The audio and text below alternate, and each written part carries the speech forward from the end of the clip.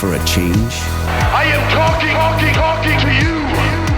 Then get ready to explore the quantum possibilities. It's time to transform that outdated paradigm into something universal and new. Time to uncover the truth hidden beneath the veil of lies. A time to think outside the box as we link to a higher consciousness. Welcome to the awakening. And now the hosts of Broadcast Team Alpha, Nori Love and Augie Nost. Hello, radiant rock stars. It's Tuesday night. I am always so happy on Tuesday because I get to spend it here with you guys. And I'm just gonna, I'm gonna bend the rules and I'm gonna do a shout out to the chat room right off the bat. So hi, David. Hi, Iowa Girl. JC, Margaret. Always good to see you. Rob. So good to see you too. Summer and Yappy Daffy. Thanks for being here with us. And thanks for the support. And oh my gosh, you guys, whoever, thank you. Somebody was generous and so sweet to send us a $50 donation. And that was such an incredible treat. So thank you. It really, it helps us defray the cost of the show, but, we love doing this anyway. So we're going to be thinking outside of the box again tonight, and we're kind of take a departure, from some spirituality and energetic stuff, although this is somewhat energetic. And, have you ever read a book that was so good that you just fell out of time and, stayed up for a couple of days finishing the book? Or, what about when you had to memorize something for a test? I know when I was in nursing school, I was cramming, which isn't a good thing to do. And I came up with this, I must have Googled something on how to memorize things. And I memorized all of this information on nutrition based on the pathway from my car into my house and into my kitchen. And I put the list of items that I needed to remember, like on my door handle when I closed the door, and in the mailbox because I checked the mail, and in the lock because I put my key there. And that was really magical. And I did really well on that. And I only wish that I had known about our guest, whose program I am embarking on, because the more wisdom and endurance I accrue here on the planet, the more I really, really want to know. And the information that Dr. Panzo is going to share with us tonight opens up the possibilities for memory and reading and even listening. And it's tapping into consciousness and how consciousness is self-awareness. So I am not an expert on this at all, so I'm going to turn it right over to you, Augie. How are you? I am wonderful. I just don't know any other way to do it, so I'm going to keep it that way. But I tell you, tonight we have a treat for you because we have Dr. Shannon Panzo with you here. And he is returning to Broadcast Team Alpha. He was here probably around maybe a year and 3 months ago or something like that. And he is a brain management and photographic memory expert. He has spent the last 35 years helping people making their brains, and more so their minds, work better. He has done this as a mentor, a speaker, an author, and a coach, and a guest on radio shows. Obviously, he is here. And he teaches something called mental photography, which is a phenomenal way to learn. And he's an American now living in Australia. And he spends his time coaching and teaching people how to make their lives better by teaching them how to use their brain in ways that it was intended to be used, and not as the regular school system teaches you. So I suggest that everybody listening out there, we just get a pen and a piece of paper out, because there just might be something that you may want to write down, because there will be pearls dribbling along here. And now we are going to do a little bit of time travel. I have to do that to get the guest onto the show, because here in Tucson we have 5 o'clock in the afternoon or a little bit after. And where Shannon is, there's 10 o'clock in the morning tomorrow. So welcome to the show, Shannon. Welcome, Shannon. Well, thanks for having me today. Always. So good to have you back. It's good again. I hope you made it through the time portal, okay? So you're here and everything is good, right? Oh, yeah, just a little bit of time dilation. She'll be right. Yeah, that's good. So when you time travel, do you get jet lag? Well, actually, that's the wonder of it. No, you don't. Oh, that's good. If you're going by Doctor Who standards, you might get flipped around a bit, but you'll still be okay. Yeah. Hey, let me ask you first. What you are teaching and what you are doing is very close to my heart, because many, many years ago, about 27 years or so ago, I used to travel around the United States teaching this. But I want to ask you first a personal question. Why in the world did you get involved with teaching mind management and not go out and become a doctor or a lawyer or a bus driver like everybody else does? Wow, that's a real fun question there. Basically, I wanted to have ways of training up my brain. I wanted to be able to take control of my subconscious and make it work better for me. I wanted to deal with information better and basically just set my life going in the right direction. So I came across this wonderful guy that was out there teaching this process, today known as brain management. And I got with him, and he taught me what it was to do brain management, mental photography, and such. And his name is Dr. Richard Welch. And I've been doing this. I've been doing the actual training for probably about 5 or 6 months. I've had along that time, I've had a certain amount of successes, but about 5 or 6 months in, I'm working at this. I'm working at this factory at that particular time in my life.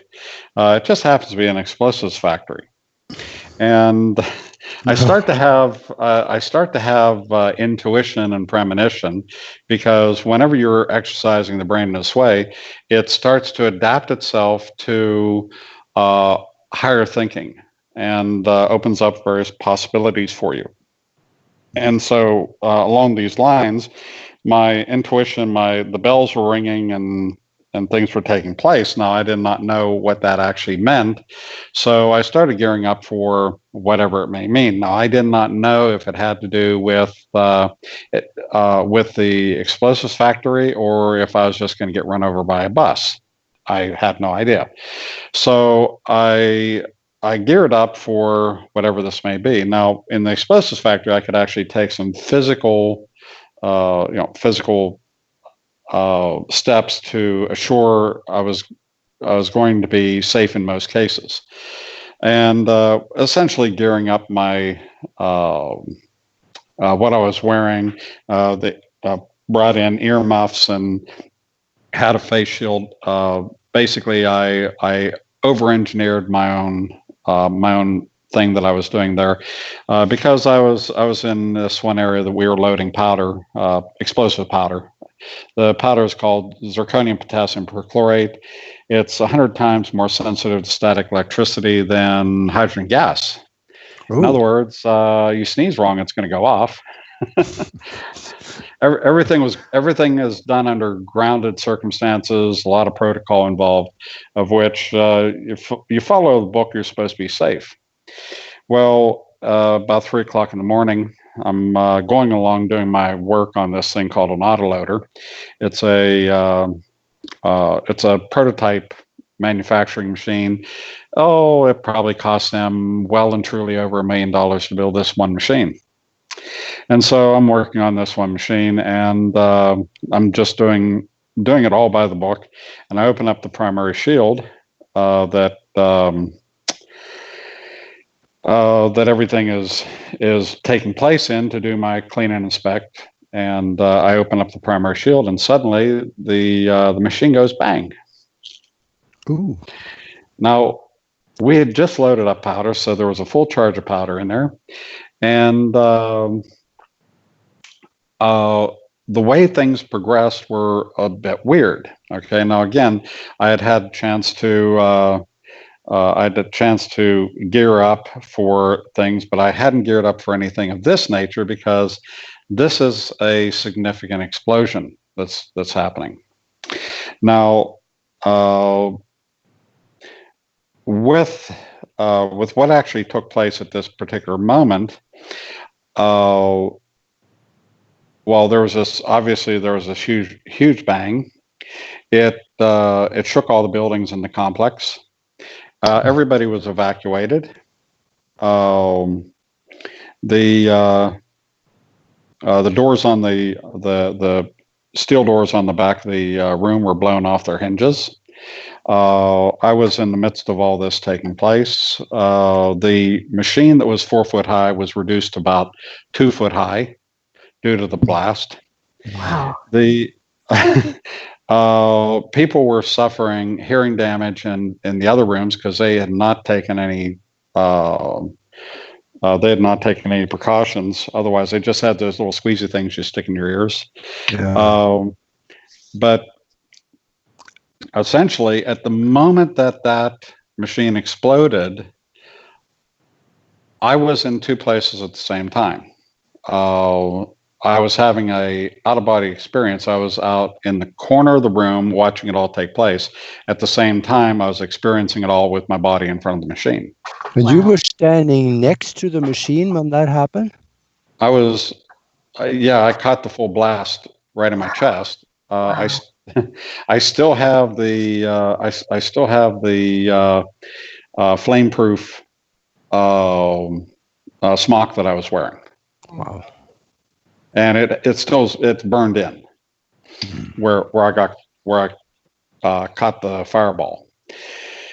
Now, essentially what this is a rather rare occurrence because I was having an out-of-body experience, but I was still in charge of my body. I could actually tell my body what to do, and I told my body to turn around and go out the door.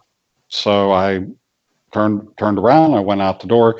After I was out the door, I came back into my body. Now, most people that are having an out-of-body experience cannot do that. Once they're out of body, they're out of body, and that's it. The rare occurrence is the fact that I still had control over my body even through all this. Essentially, I went out there, and I was back in my body at this point. I go outside the room. I look around. There's nobody around. Oh, gee. Where's the party? You know? Yeah. And so this is just like out of a comic strip. The smoke was rolling off my body. You know, you see these old black and white comics, on TV and such, really old ones. You see the miner come out of the mine, and he's all been blown up. And the smoke actually does roll off your body. Yeah, wow. Just like the Roadrunner. Yeah. So anyhow, finally, I see another soul, and that's my supervisor. He comes in, and he looks at me, and he turns white as a ghost, wanting to know. Well, gee, he came back in to scrape me up. Wow. Oh. They were figuring on just scraping me up in a bag and taking the pieces away and figuring out later. Oh man. And so what ended up happening is he came in, He was surprised, obviously. I walked away from this thing without a scratch. Wow. Man, oh man. Professionals like the fire department and explosive professionals have all told me the same thing. I should have been dead. I should have been in little pieces all over the place. And yet I walked away from this thing. I really feel that my guardian angel stepped in front of me, because whenever that blast took place, it was only like a warm breeze blew over me. That's all I felt. And yet everything was demolished. Wow. Man, oh man. So, I walked out. I just walked out of there like nothing happened. Because I was so prepared for whatever this eventuality would be, whatever this event was. I actually went back to work that night, because this is like 3:00 in the morning. I went back to work and waited for the board members to come in with all their attorneys to debrief me on why their main multi-million-dollar machine is now in a pile of rubble. Wow. And now I never actually told them that I had out-of-body experience, because frankly, I didn't want to go see a bunch of psychiatrists and psychologists based upon their belief that I shouldn't do that. Yeah. So I didn't tell them about that part, but everything else was very accurate, and I told them that I was following the protocols and everything else, and well, they had to accept that, but they couldn't understand why I was still alive. Yeah. They figured if I was doing my job, I should have been dead. Right. Yeah. And now that basically, this led to step 2 of this process. Within that company, I became this, how would you put this? A miracle worker. I even had a couple people come up to me and say, are you the return of Jesus Christ? Jesus. That gives you, basically, I don't like to hug the spotlight like that. And I felt very uncomfortable. And at this particular time, Richard Welch had a position open in his office, and I switched over to working with him. This is a life changer. It changed my life path, quite dynamically, of course, but it changed my life path. I got out of the explosives industry, and I never looked back. And I've had a great time ever since. I can understand. That's how I do this today. Yeah, I can understand very well. After an experience like that, you wanted to dig more into the mind and ask yourself, why did this happen? Well, of course. And also, I found what importance it had for other people, why this was so important that other people learn this. And so I wanted to be a part of that. And so it was a natural desire for me to want to assist other people in that way and help them find their own path. So yes, it's quite a startling beginning of a life path, but I found that it actually has a karmic connection with me, and that's why I know that I'll be doing this work until the day that I die. Whatever that means. Right. So you had a premonition. Oh yeah. Mm-hmm. Wow. Yeah. And I did quite a bit of praying and quite a bit of programming to I pulled in my guardian angels around me and such. Mm-hmm. Well. Wow. Well, I'm glad you're here. Yeah. Very glad you're here. So anyhow, then from there you got with Richard Welch, and you started, you went through his teacher's course, I suppose, just like I did, and then you started teaching. Let's explain to us what you are actually teaching here, because that's been kind of the pearl that is waiting here. Okay. Well, I'm teaching quite a number of things. One of the main things that I'm teaching is I'm teaching people how to use their natural photographic memory to do a lot more. It's not only for information, it exercises the brain in phenomenal ways.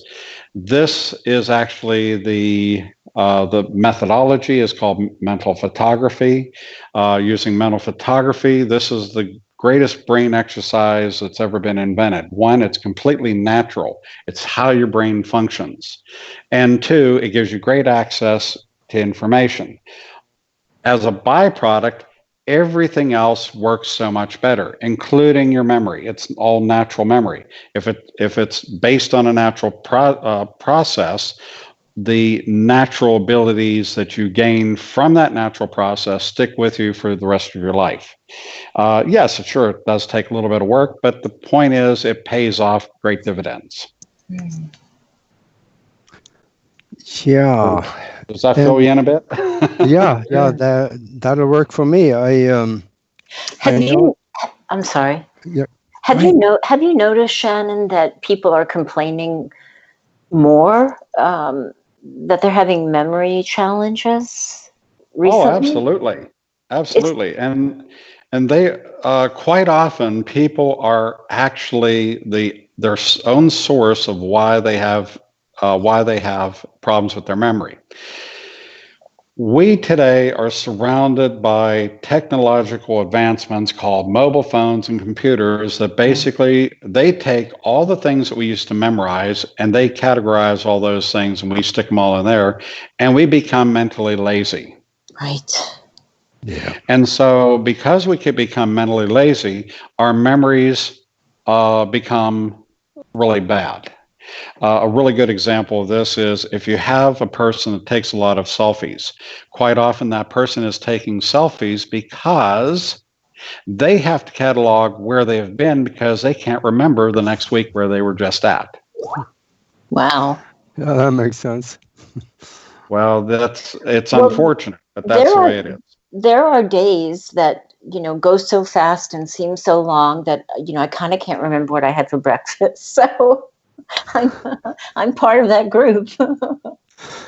Well, in my mentoring, I actually have a way of, I teach a way of eliminating the malaise that people suffer these days. And there's actually reasons behind why they suffer that. It's like walking through the cloud of indecision. This is what people do on a daily basis. And what my job is to do in this case is to help those people eliminate that fog. That's fabulous. And if they can eliminate the fog, it's much easier for them to make decisions. Yeah, absolutely. I mean, spinning on a decision that you haven't made can really take up a lot of your time. We have about a minute to the break, but this is amazing, and I marvel at people who have these these memories, that they can talk about how many square kilometers, in the different countries. I actually knew, a young man who could do that, and I marvel at that. So we've got just a couple minutes before the break, and when we come, 30 seconds. Yeah, make it 30 seconds. I forgot. No, I'm just kidding.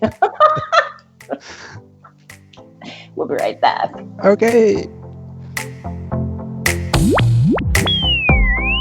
This is the Broadcast Team Alpha Show, hosted by Nori Love and Augie Nost. The one show that takes your doubts of the unknown and spins them into reality.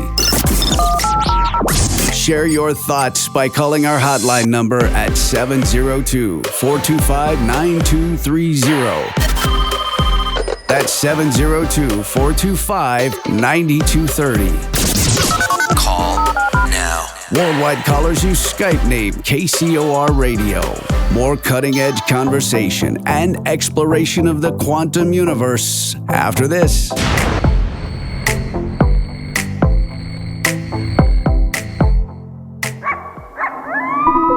Your journey from the land of the living to the afterlife starts here. The Weird Tales Radio Show, Thursdays 1 p.m. Pacific, 4 p.m. Eastern on the KCOR Digital Radio Network. Your weekly fix for ghost stories, urban myths, witchcraft, and folklore. Hosted by the sometimes werewolf hunter, Charles Christian, and his co-host, Janie Christian. The Weird Tales Radio Show is an off-the-wall, fabulously atmospheric, and radio magazine formatted show, rated as one of the UK's most listened to podcasts. If you're a fan of the weird and unusual, then tune in if you dare.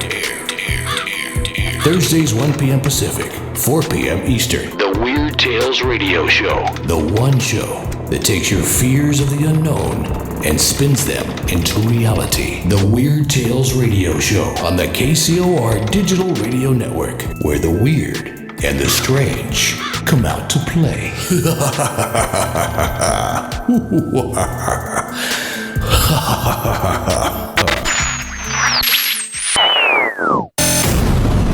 Great. It's great. I think it's great. The all-new KCOR Digital Radio Network. Great. Make a note of it. It's great. If ever a breed was affectionate to a fault, it's the Golden Retriever. They're people dogs, pure and simple. And the Golden Retriever Rescue of Southern Nevada needs your help. If you would like to volunteer, foster, adopt, or donate, go to the Golden Retriever Rescue of Southern Nevada's website at grrsn.org. That's grrsn.org. Or call 598-GOLD. That's 598-GOLD.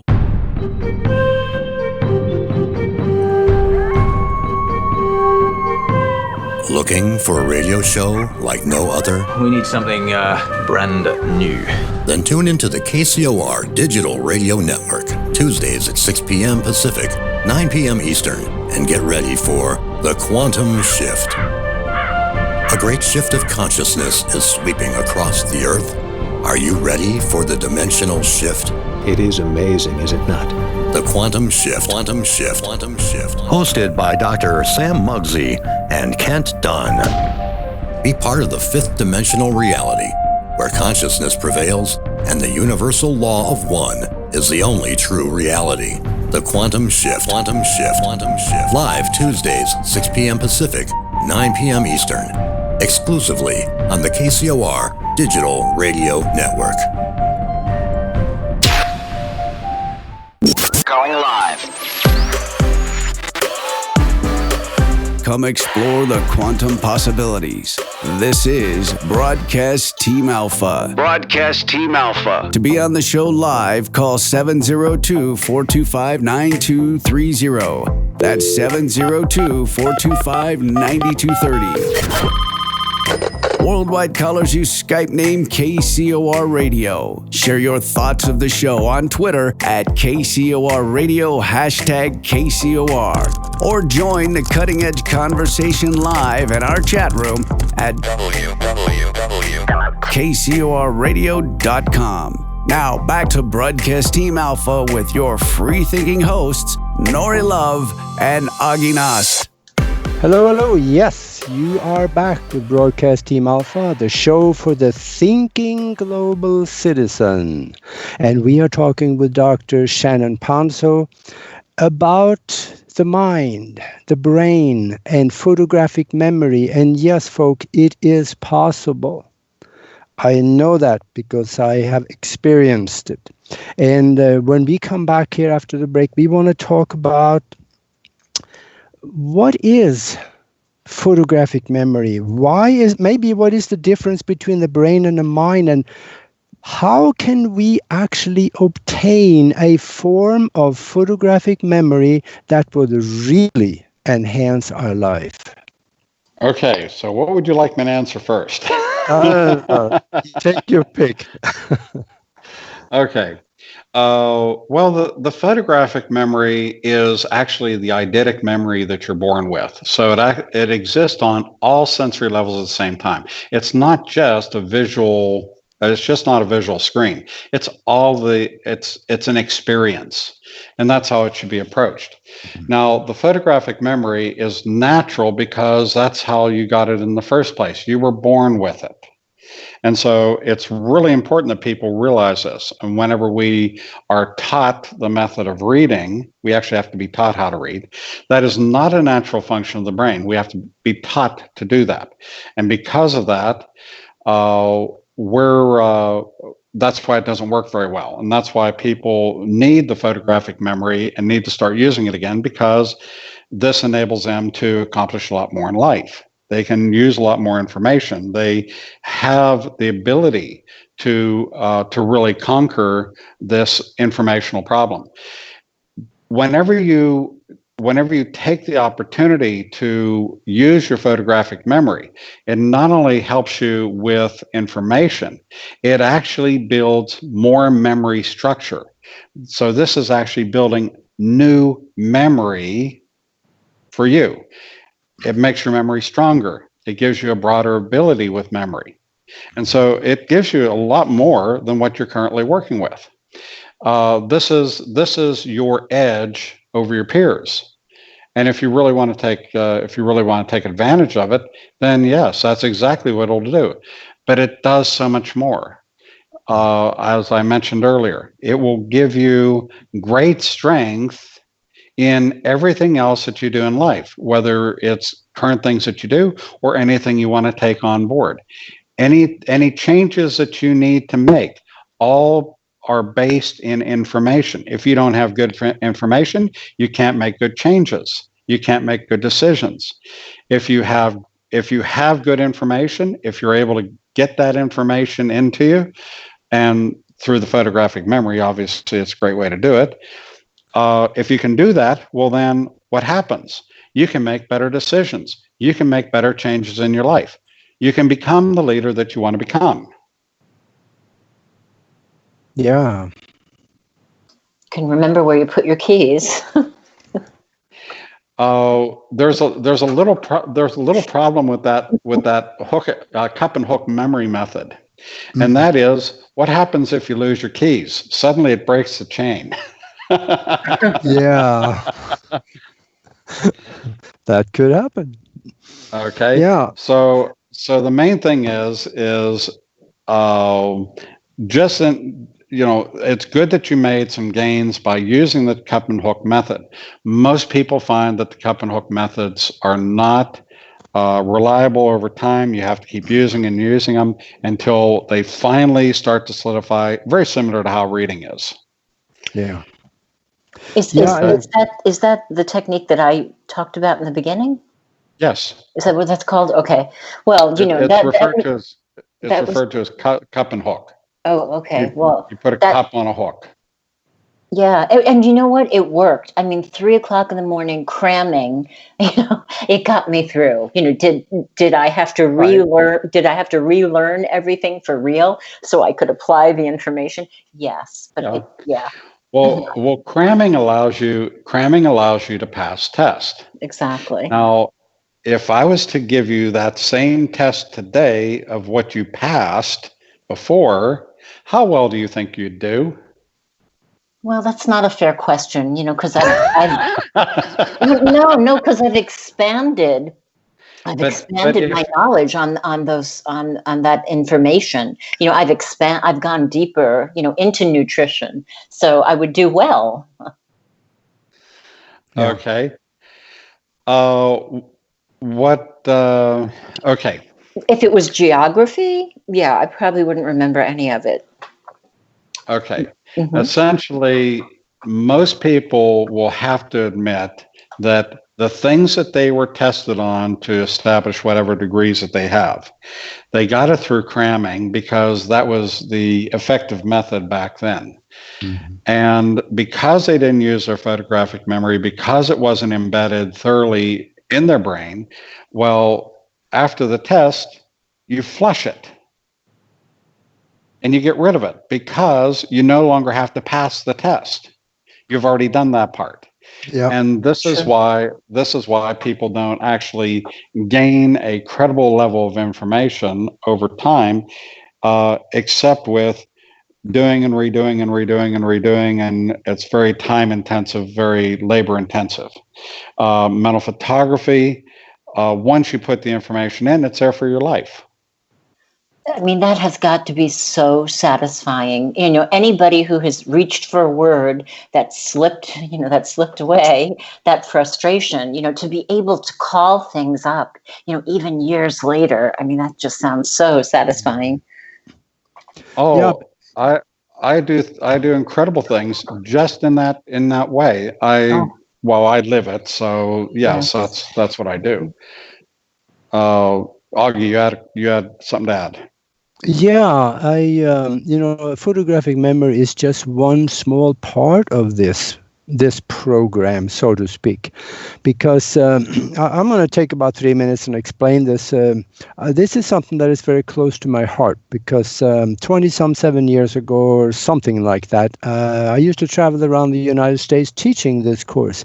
And what we taught them to do, photographic memory, was just an integral part of what we taught, because we taught people how to assimilate information out of a book at the rate of about 50 to 100,000 words per minute with 95% retention. And when I came into a town, I had a class in the evening and then the next day. So I went to the library sometimes, and I went and dragged out a stack of about 12 books or so. And I went and found the table, and I went through them all by the time I left. There were a couple of times when there were people asking me what I was doing when I was sitting there just turning pages, 2 pages per second. And they asked me what I was doing, and I told them, well, I'm just kind of reading. And they just looked at me and turned around and walked away. They just couldn't comprehend that.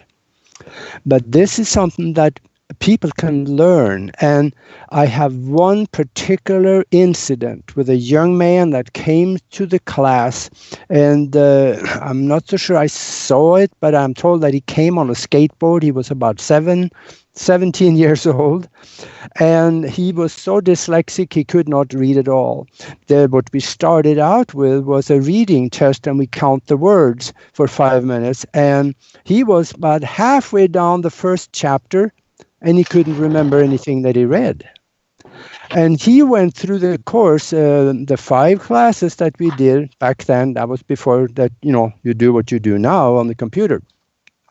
But when he was done, he was flying through the books with the rest of the people in the class, and the tests we gave him, I don't remember the scores, but it was probably in the 85 to 95, 100%, somewhere in there on correctness. And he left, and I never heard from him again, except 10 years later, he found me.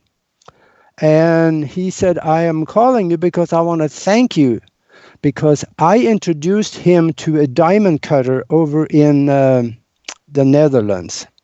And I talked that diamond cutter into getting this young kid as an apprentice, because he was very good with numbers and with his structure of the thinking of his mind in the first place. And he went over there, and he had spent 2 or 3 years with this guy, not getting paid, but was an apprentice. And he was so successful. I asked him what he was kind of making. He said, well, he was joking about it, but he said, we did well over $500,000 last year as a diamond cutter. This kid would have been a total failure in society had it not been for going through the course that I taught him. And this is such a tremendous success story. I just had to grab the time here, Shannon, to tell you. So that's amazing. Fine. So the photographic aspect of it helped him to retain all that he was learning for his art. And absolutely. Yeah. Yep. Wow, yep. That's amazing. And and I look forward to this, Shannon. When I'm reading, because I'm such a creative person and I love words, instead of reading the storyline, I'm thinking, now, why did they use that word? And why wouldn't they, I get all into the structure. So I would love the discipline, which I believe I'm going to get from the class, so that I can really stay focused on what I'm reading. Because it's so easy to go to other places, Well, wait till you have the chance to review my new book. because that's going to be quite entertaining for you. I can't wait. Yeah. Well, I'm intrigued. Tell me more. Yeah, talk about that book a little bit. And Okay. I've spent a lifetime accumulating information. And so one day somebody said, "Hey, Shannon, why don't you write an article on consciousness?" About 40 pages in, I decided it wasn't going to be just an article; it was going to be a book.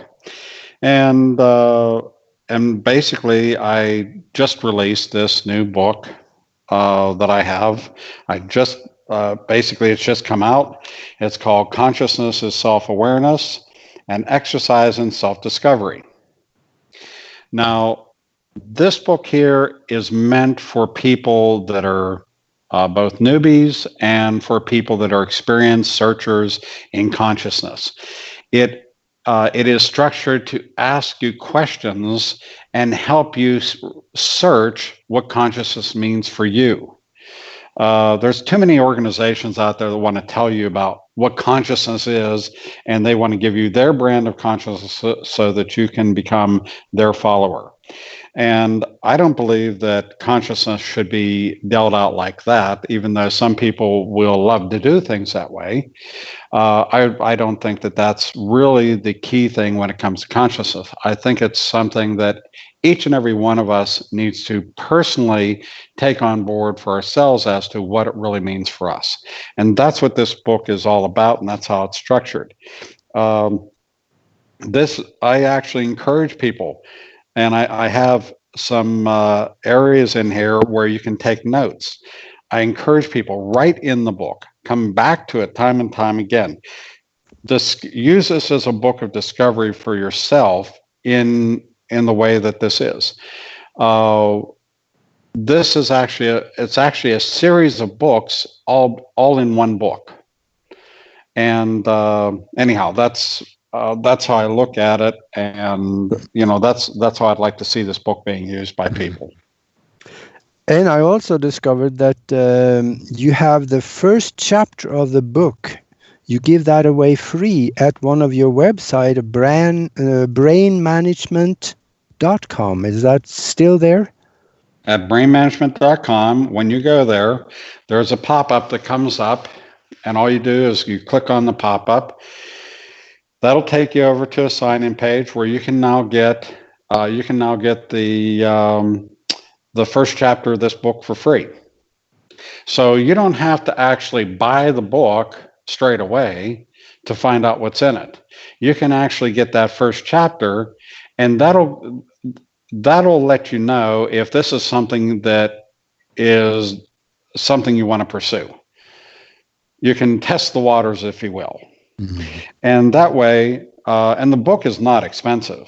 I've kept the price down on it, so it's really affordable for just most people. But overall, it's a great resource for anyone wanting to know more about what consciousness is. In today's world, we need to figure some things out about where our consciousness is. It is going to be the newest great pursuit for mankind, because we're at a precipice of a lot of different things going on. And whenever you're dealing with so much information, Augie as well deals with a lot of information this way, you know that there is so much going on, and the powers that be are not coming clean. So you have to come to your own determination what this all means for you. Yeah, absolutely. And that sounds right on time for what's going on. Mm-hmm. Oh yeah, this is a very timely book. Yeah, really. So we have a chat room question, and I'm going to try and interpret it a little bit, because I know there are moments when I have to come up with information really quickly, or I'm under pressure, and my adrenaline starts pumping, and suddenly, a word flies out of my head. And I'm wondering if this is similar to what the question is referring to. Yappy wants to know what causes a loss of time/days. So I'm thinking maybe the memory of those times and days, or Yappy, if you could clarify that a bit. I think that that's going to need some. There would be if I was asked the question specifically by a person, what I would do is I would explore the question very fully with the person in order to understand where they're coming from, first and foremost, and to gain some aspects as to what experiences that they've had this way. I mean, this can be one of those things where it's interpreted as an alien encounter, or it can be that there's something else going on. It's really hard to ascertain what this actually means for that particular person. Mm-hmm. One of the things it would definitely mean is that would be a very uncomfortable circumstance to suddenly find that you're several days past where you were and you don't remember what happened. So yes, there's a lot of implications there, and that would worry somebody incredibly if they had that happen, because you wouldn't know what happened in the meantime. Mm-hmm. This sounds like it would be one of those types of questions. Doesn't tequila make that happen? Doesn't what? Tequila? Yeah, it could. It depends on how many. Depends on how many bottles you drink. It's Cinco de Mayo. I mean, hello. Yeah, I know Scotch can do that. Oh, you do? Now the truth comes out. Yeah. Mm-hmm. Yeah. Hey, I tell you though, what you're doing here. There's also ketamine, right? Yeah. Oh my goodness. I suppose. But what you're doing here is kind of unusual, because you're giving away the first chapter free, and that gets people the taste of what's in the book and to find out if this is really for them. That's courage, and that's something unique. I didn't do that. Actually, I never thought of it. But the books are on Amazon, are they? The book is already on Amazon, yes. And if you follow the link, it actually does give you the option of buying it. But in the meantime, you can download the first chapter. Okay. So if you go to brainmanagement.com, and through brainmanagement.com, you get to learn more about me and what I do. And some of the experiences that I've had helping people, things like that as well. So it's not just for the consciousness book. We have let's see. We have the book. I have other books on Amazon. I'm an author, obviously, and we have Zox Pro Training, which is the online training, which is very affordable to people. It's a full working system. It's the bare bones of the mental photography process and such like this. Then we also have the mentoring. The mentoring is a higher grade service, which is done one-on-one with me specifically. And of course, that would not be that's not an inexpensive undertaking there, and there's a very high commitment of time on both sides. So you have that as well, and those things are all located on brainmanagement.com. Brainmanagement.com is like our umbrella, that all these different things are actually there for you, but by all means, get the free book while it's up there, the free consciousness chapter, because that is the thing that people need to take a look at today. And there's a lot of great information, even in the first chapter. Mm. And some of the listeners out there probably know me a little bit. I've done a lot, and I know that without this, I probably would not have been able to do many of the things that I have done.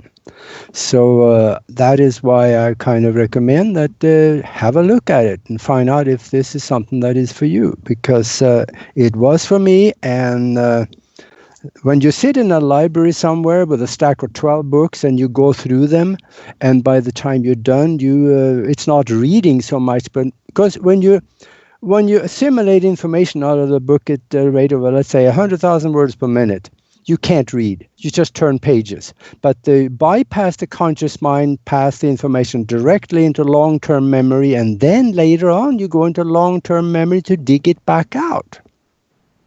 That was that simple. Simple, yes, but not easy, because there's a little time on our part. So that's one of my comments. Well, it's not meant to be a magic pill. Yep. This is actually a mental discipline. And just like a comment that was made earlier about, well, why do I, whenever I get upset, I forget about things. I forget certain words and things. That's because you're not in alpha, you're not relaxed, you're stressed. And whenever you do that, whenever you're stressed, you block the information you're wanting to retrieve. Yep. So part of that discipline is learning how to relax, even when you're under scrutiny, even when you're taking tests, even when things are not gelling as fast as they should. I've had this particular snake is called the Australian eastern brown snake. It's the second most deadliest snake in all the world. It went across my bare foot. I was out on my backyard. It went across my bare foot, and makes me weak.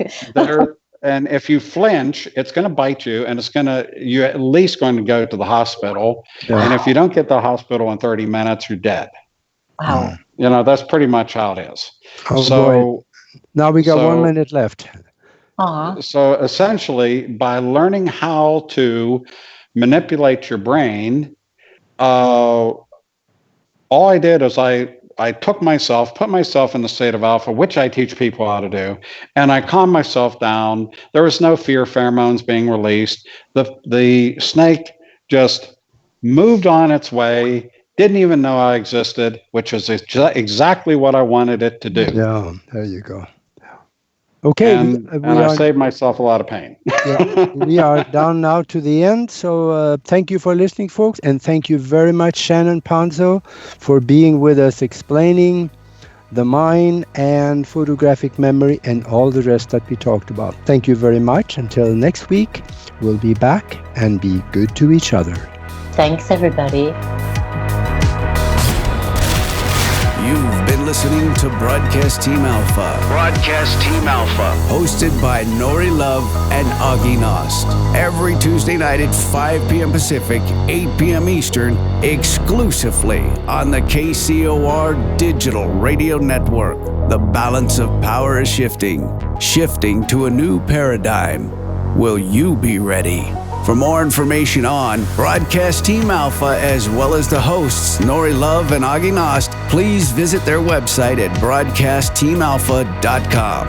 Until next week, remember to keep those minds open while always exploring the endless quantum possibilities. Broadcast Team Alpha. Over and out. This is KCOR Las Vegas, home of the Digital Radio Network, broadcasting from a shack just south of Area 51. Wait, that doesn't exist. This is the KCOR Digital Radio Network. Now for the news.